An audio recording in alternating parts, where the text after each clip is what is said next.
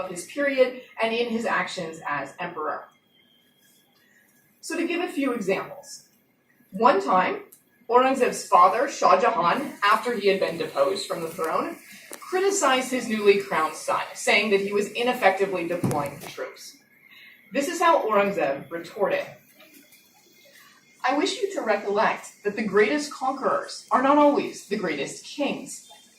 The nations of the earth have often been subjugated by mere uncivilized barbarians, and the most extensive conquests have in a few short years crumbled to pieces. He is the truly great king who makes it the chief business of his life to govern his subjects with equity. Here, Aurangzeb says that being a fair, ethical ruler ranked above controlling territory, a rather surprising hierarchy to find embraced by the head of an expansionist state. Even the Italian traveler, Nicolai Minucci, no Aurangzeb enthusiast, he disliked the guy quite a bit, even he said about the king, he was of a melancholy temperament, always busy at something or other, wishing to execute justice and arrive at appropriate decisions. Ishvaradasa, an astrologer, wrote about Aurangzeb in Sanskrit in 1663.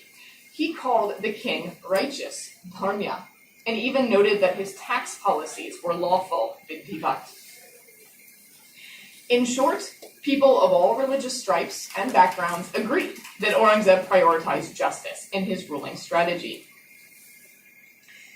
Now, it should go without saying, but I'm going to say it anyways. Aurangzeb's idea of justice does not match our idea of justice today. But that is not the point. I see no value in adjudicating whether or not Aurangzeb was a just king. Given that India is a democracy in 2018 and there are no more Indian kings, I don't even know what that question would mean.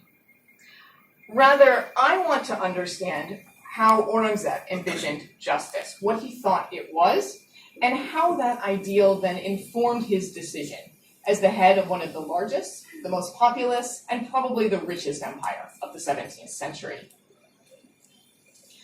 So in order to illustrate both the nature as well as the limits of Aurangzeb's commitment to justice, let me present you with a few examples.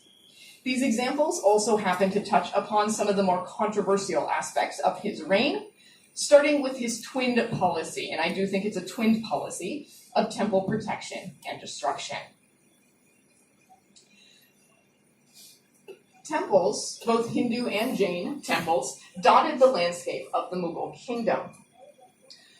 Aurangzeb's notion of justice included something approximating or at least approaching freedom of religious practice. And so these religious institutions were entitled to Mughal state protection. As Aurangzeb himself put it in a letter written to a Rajput ruler in 1654, because the persons of great kings are shadows of God, the attention of this elevated class who are pillars of God's court is devoted to this, that men of various dispositions and different religions, mazahib, should live in the veil of peace and should pass their days in prosperity, and no one should meddle in the affairs of another. Now, as many of you well know, Indo-Persian has a particularly flowery style during this period, but when we strip that away, Aurangzeb's point is this: kings should ensure peace between religious groups. Aurangzeb had more than 49 years to make good on his promise of cultivating religious toleration in the Mughal Empire, and he got off to a pretty decent start. In one of his early acts as emperor, Aurangzeb issued an imperial order, a farman, to local Mughal officials at Benares that directed them to halt interference in the affairs of local temples there. So this is from February of 1659.